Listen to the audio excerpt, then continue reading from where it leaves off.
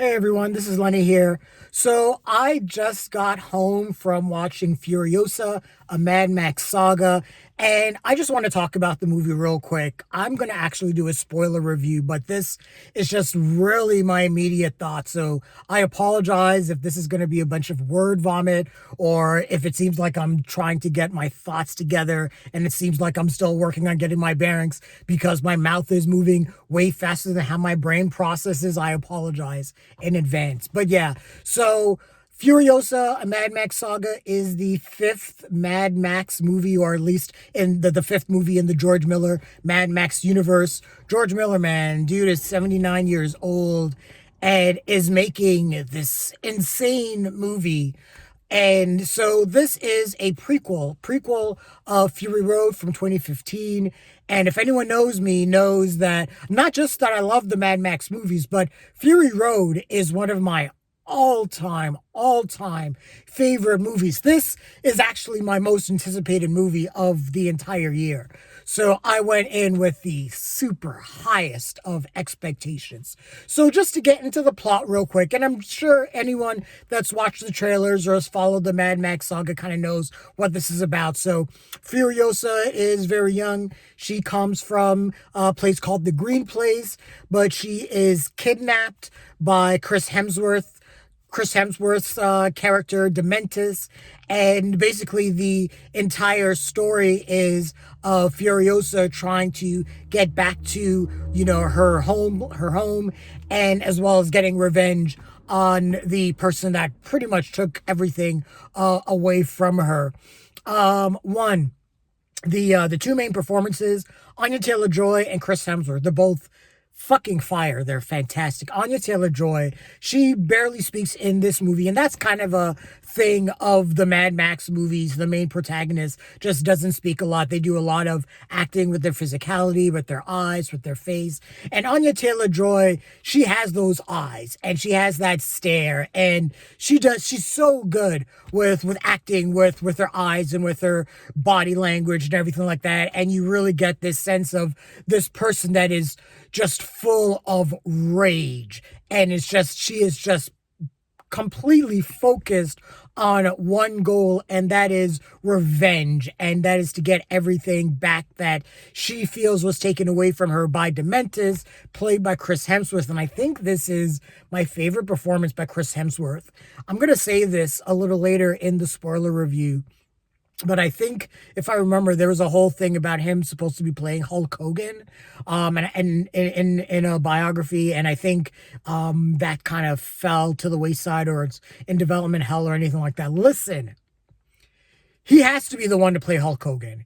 He drops a monologue in this movie that is so Roman Reigns-ish. It is a total pro wrestling monologue, a pro wrestling promo. And I'm watching this and I'm like, yeah, this is the guy that should be playing Hulk Hogan. He has this entire movie, in fact, played out like a wrestling promotion.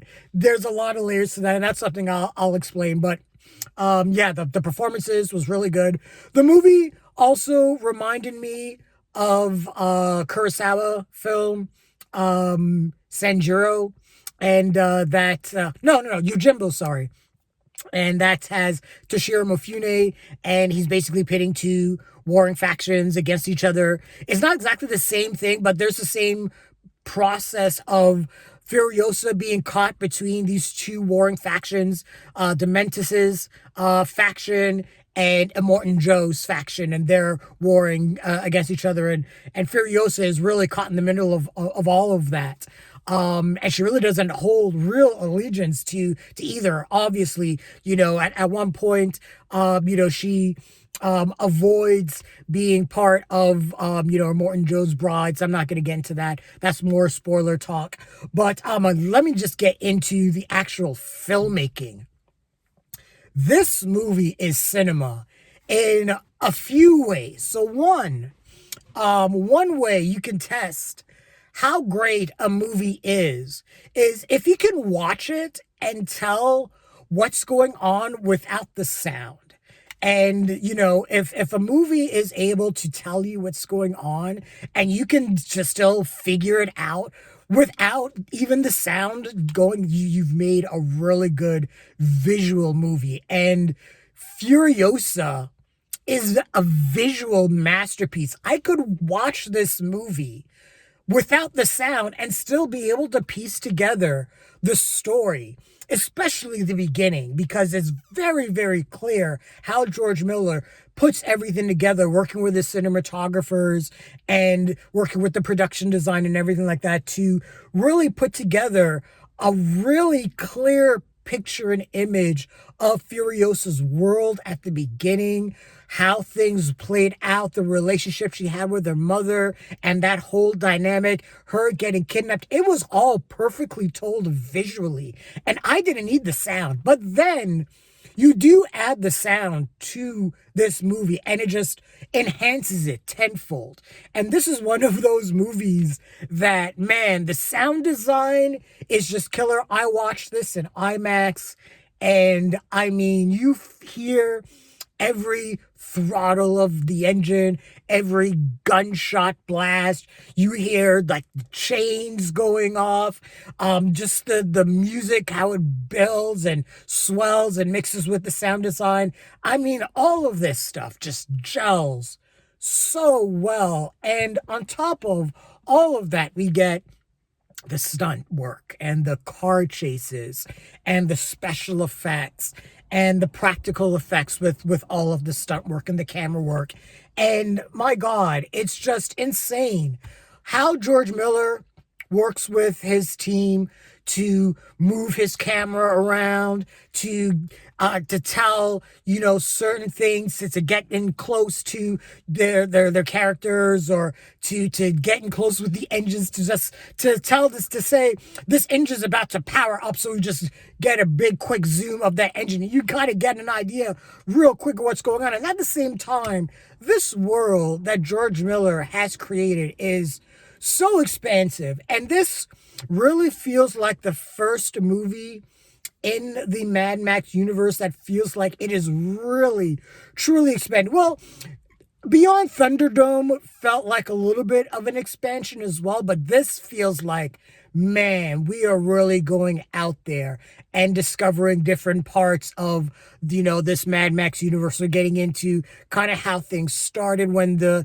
film starts, we hear news reports about it, the different wars. We hear about, the different kind of wars that happen in terms of like oil and water and things like that. So we get a real good sense of this universe, how this universe works, and man, the scope, the epic nature, man, the color scheme and color designs, color corrections that George Miller and his team uses is just, everything is just so on point. And then on top of that, you just have a really great personal story about one person's, whole plot to just get everything back that she feels like she lost.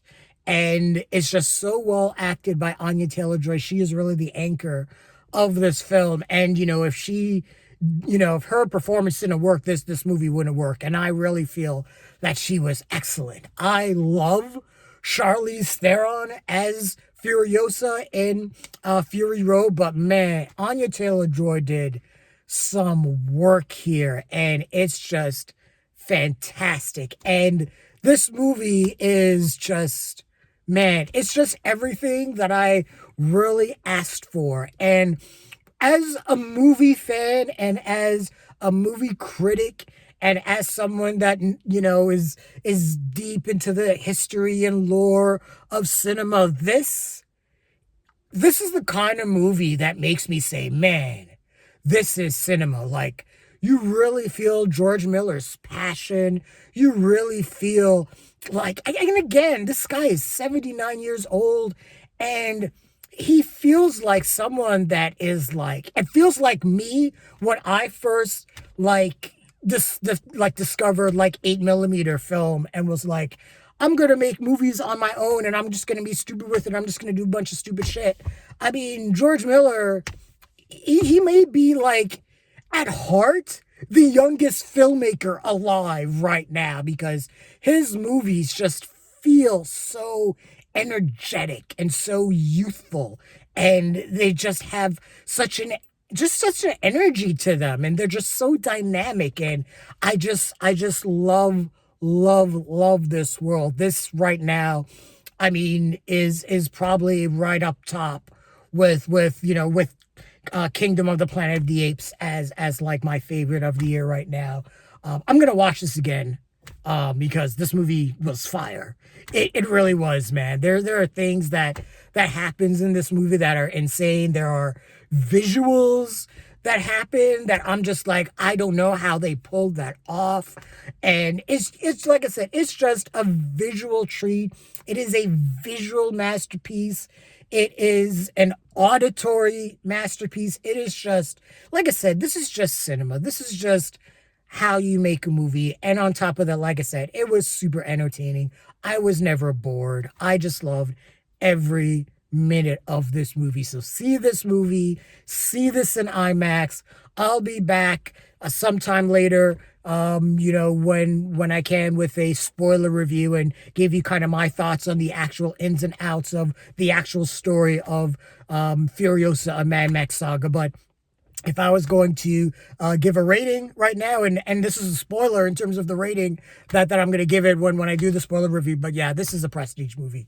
This movie is fucking fantastic, man, and it is just everything I asked for. And what is great too about all of these Mad Max movies is that there's 5 of them. They all feel interconnected. It all feels like there is some connective tissue, but they still all feel different and dynamic. And you can watch each one, singularly on its own. I mean, even with the connective tissue, since with the Furiosa and Fury Road really being a really pair, you could still watch Fury Road and Furiosa, I feel, as separate stories, and not needing to like watch one of the two to get to get the other one. But I'm just rambling because I just love this movie so much. But yeah, those are my immediate thoughts about Furiosa, a Mad Max Saga. This movie was fire, man. I just love this movie. But yeah, those are my immediate thoughts. What did you guys think of the movie? Share your thoughts, leave your comments, like the video, subscribe to the channel, and don't forget to hit that bell icon so you can get notifications as well. Thanks a lot, everyone. Take care.